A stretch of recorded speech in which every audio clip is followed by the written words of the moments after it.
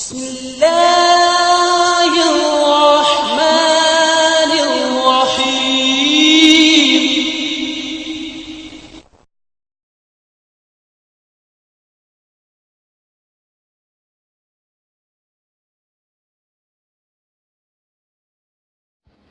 اعوذ باللہ من الشیطان الرجیم، بسم اللہ الرحمن الرحیم۔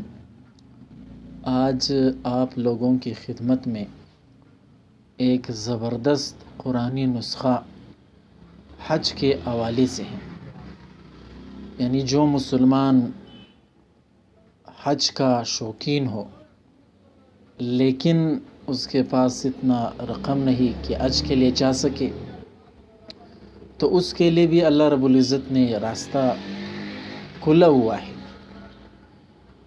تو جو بھی اس قرآنی عمل کو کرے گا، اللہ رب العزت اس کو ضرور بالضرور حج کی سعادت اللہ رب العزت نصیب کرے گا۔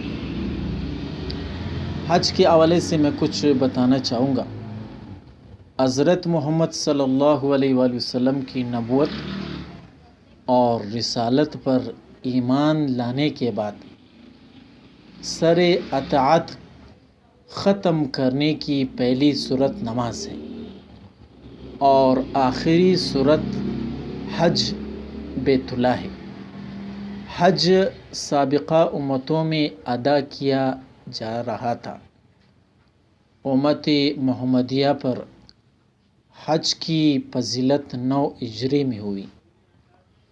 حضرت محمد صلی اللہ علیہ وآلہ وسلم نے اپنی حیات طیبہ کا واحد حج 10 ہجری میں تقریباً 1.5 لاکھ صحابہ کرام اجمعین کے ساتھ ادا کیا۔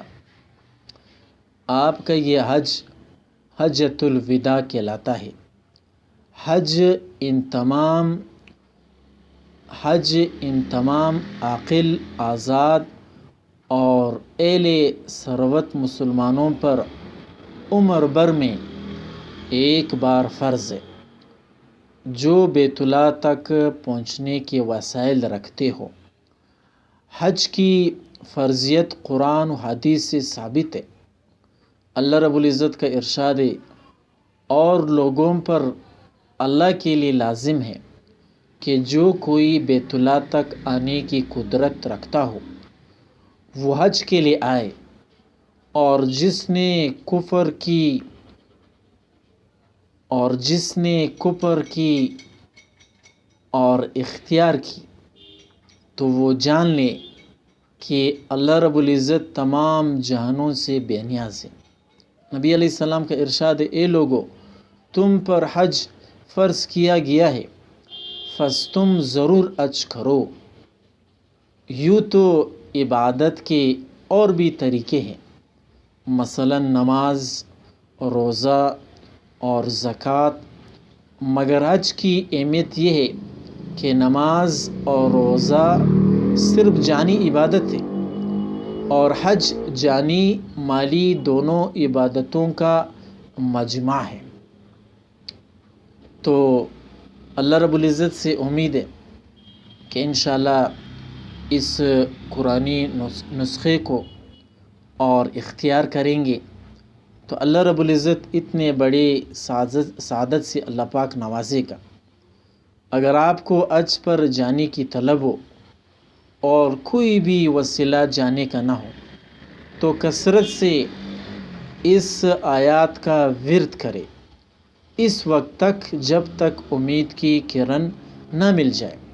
یہ ایک یقینی عمل ہے، بہت سے لوگوں نے کیا، اللہ تبارک و تعالیٰ نے ان کو حج پر لے گیا، تو ہم بھی یہ عمل کریں۔ اللہ رب العزت عمل کرنے کی توفیق عطا فرمائے۔